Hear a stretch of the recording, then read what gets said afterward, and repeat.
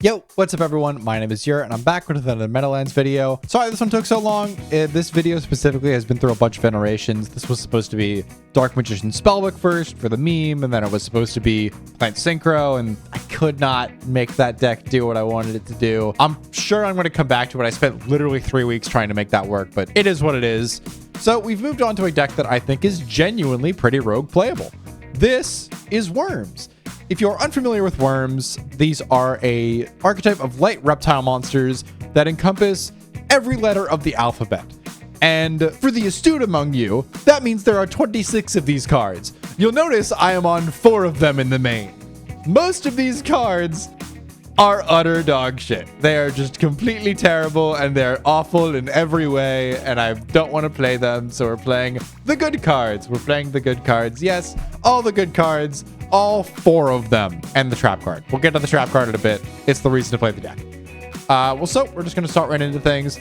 We're on triple ZEX, triple Yugioh. These cards come in pairs. ZEX sends Yugioh to the graveyard, and while face up Yugioh is on the field, it can't be destroyed by battle. Yugioh, while it's in the graveyard, while you control a ZEX, you can summon it face down, and when it's flipped face up, bounce a monster your opponent controls. We're on 3 Carteros. This is the Searcher. It's a flip monster. Yeah, I forgot to mention these cards are flip monsters. You'll notice that we're on 1 card that actually has flip in the card type. The other ones are not very good. This is the best one.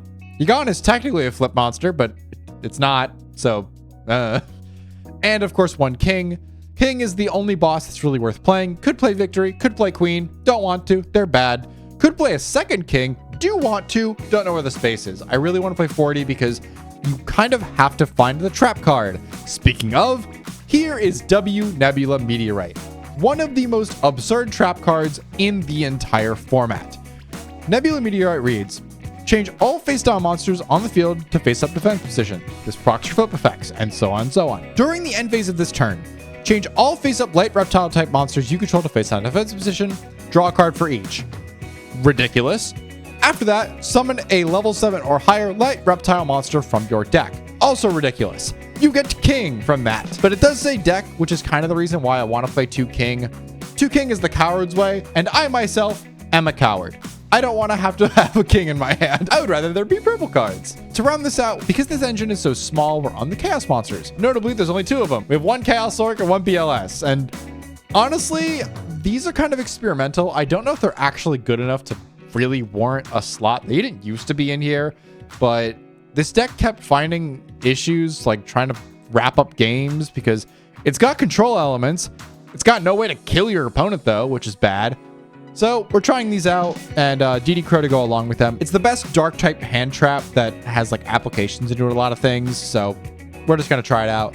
We're a light deck, so we're on 1 Honest. We're also on triple Instant Fusion. This is the other way we have to get to Darks and Gray through the use of Darkfire Dragon. And this is also the way we have to access our rank 4 pool because we really do not have a good way of doing it otherwise. We're on a bunch of staples, of course. 1 Heavy, 1 Dark Hole, 1 Monster Reborn, 1 Book of Moon, which is uniquely good here because it resets your flip effects, 1 Solemn Judgment, and 1 Warning.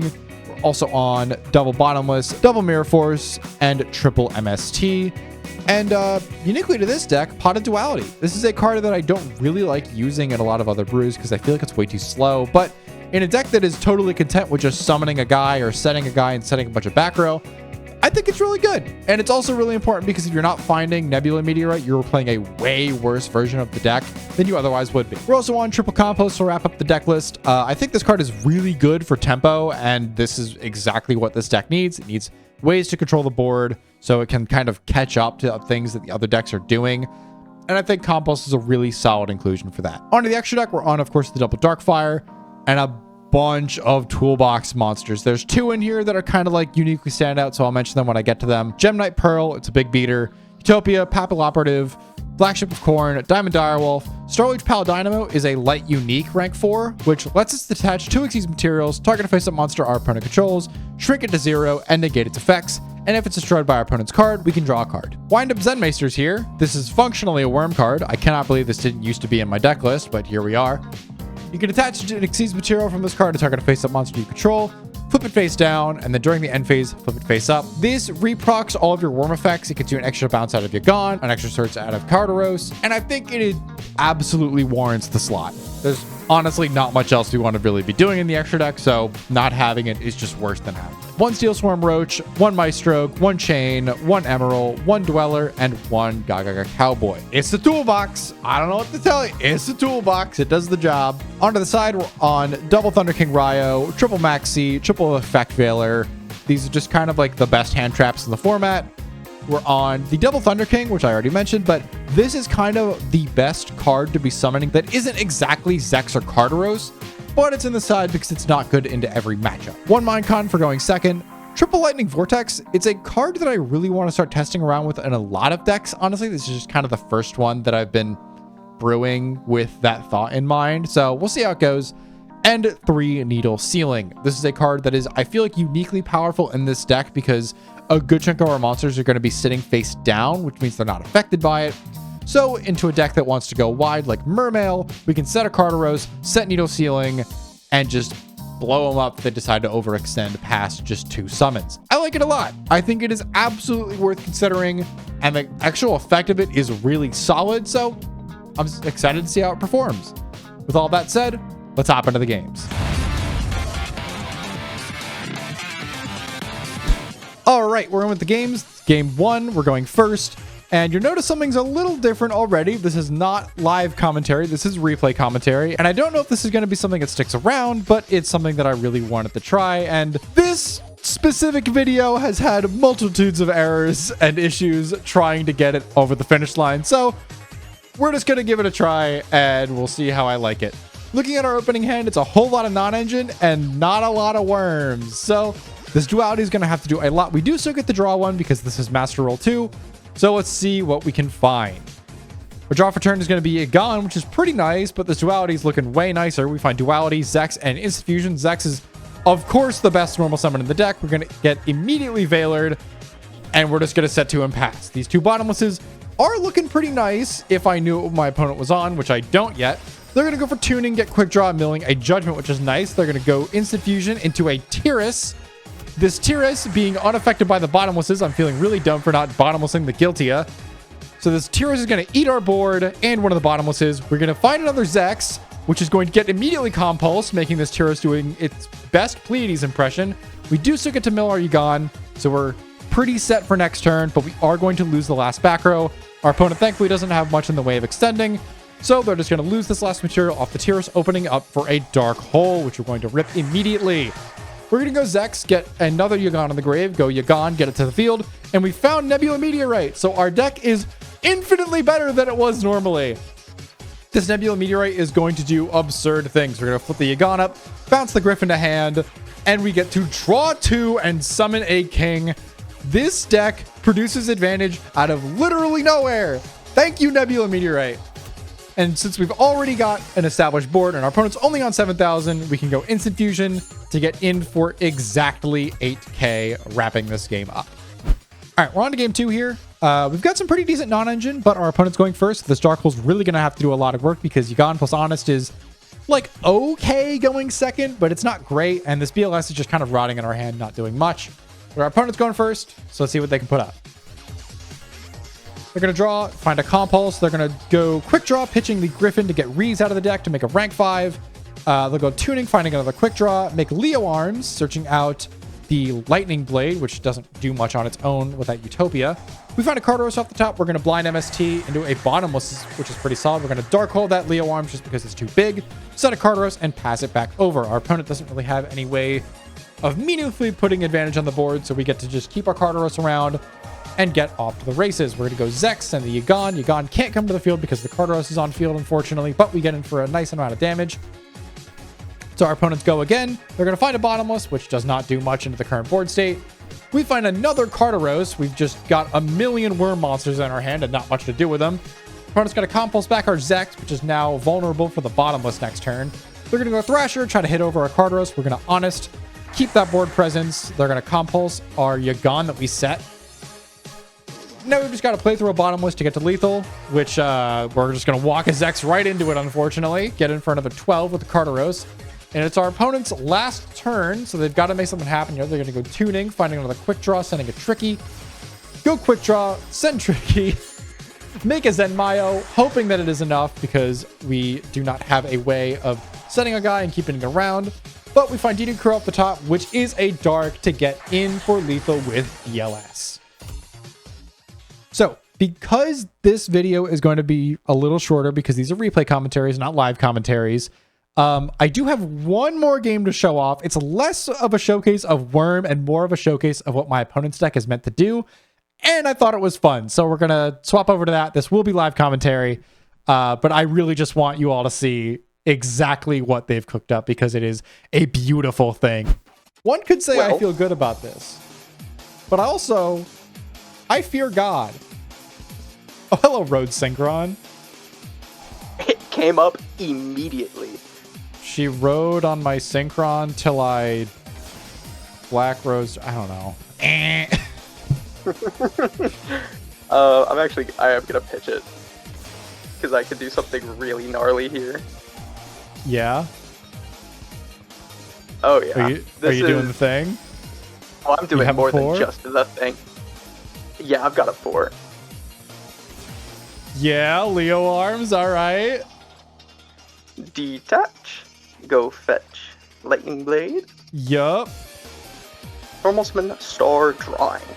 Uh-huh. We plus. Oh, God. We plus. Now we'll activate Lightning Blade. Uh-huh. And then I'll activate Tornado Bringer, which I open. Good luck! Have fun! I did it! I did the thing. No. Oh, it's here. It's so beautiful. I'm staring at a hand of cards that would have been lovely to activate going first. Can I be sure my card effects? Can I be sure my battle? Luckily for me, Worm is a deck that has a specific card in it that plays really nicely into this board. These are concerning words. I should hope so. I'm staring down a very concerning board. Don't get me wrong, I'm fucking terrified right now. This is a really scary board to be looking at. I opened like the most going first hand of all time. I'm just gonna go for it. The tricky.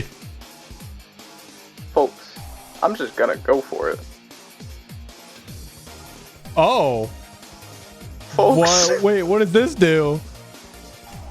Alright. I can't target it. Yeah, no, I'm Tornado Bringer. Tornado Bringer. I'm Tornado Bringer. No, Tornado Bringer! No! Yeah, this is why I won. I win. I win. I just win. I'm not dead. Wait. Oh, right, you attack again. Attack on monster. On an opponent's monsters. No. We're so back. Oh. That was so close. I have no idea how I'm beating this card. That's untargetable. That's a start. Destruction protection. Is it a start? Yeah. It's not a start. Why did I do this? Oh god. Dark Hole out Lightning Blade. Oh, hello, a lot of damage. Hello, lethal. I should not have done that. It's You got Bookamoo? I can't target it. No, Bookamoo for Zack. Just put it in defense. Wait, I can do W this? Nebula. All right. Goodbye. Oh. I'm saving this. Oh my God, Utopia Peak. All right, so we're back with the deck, and you'll notice exactly one change from the previous deck list, that being the second king being included. There's a very good reason for this. I am a coward. I fear drawing the king so badly, I would like to play a second one. Is it less optimal? Yes. Am I going to do it anyway? Also, yes. There were just a lot of instances in the multiple matches that we played trying to get footage for this video, because good lord, Worm just could not seem to produce a watchable match to save its life. And part of it was absolutely my fault, making some of the worst misplays known to man, and part of it was the deck's fault for me always going second. That might be, you know, a problem on me, losing rock, paper, scissors all the time, but yeah. Regardless, I am actually pretty happy with how the deck was performing. I think the inclusion of the Chaos Monsters helps a lot. And I was really surprised by Lightning Vortex. This is a card that didn't really come up in the matches that we played that got shown earlier, but in a lot of the other matches, I found myself siding this in going second, and it really helped stabilize board states. I'd take out like bottomlesses and maybe an instant fusion, or move the DD Crows around if it wasn't a good matchup for them. And I really liked it. I think Valor siding in over Crow is totally fine too, because you still have Chaos access through instant fusion. Needle Sealing really didn't come up. I don't know if that means it's a bad card or the matchups I played just weren't really conducive to it, but I'm pleasantly surprised with this deck. I will not lie. I'm excited to play a lot more of it, although it's certainly not going to be in any of the upcoming videos because, believe it or not, in like the 3 or 4 weeks I've taken to try to put this video out, thanks Plant Synchro, it's definitely that deck's fault that this video is so late. I've had a lot of opportunities to find other very cool decks. And while I do want to revisit this deck at some point and maybe try out something like Worm Victory or a different slew of trap cards, like maybe the Mirror Forces could even come out for something else. For now, I am pretty fine saying that I am happy with where this deck is at. So with all that said, thank you all so much for watching. I hope you all enjoyed the replay commentary. I know I'm totally new to it and I definitely flubbed over my words multiple times, but I had kind of fun recording it. I don't know if it's going to make a return. We'll see how I feel going forward, but I hope you all have a wonderful rest of your day, and I'll see you all in the next video. Bye-bye!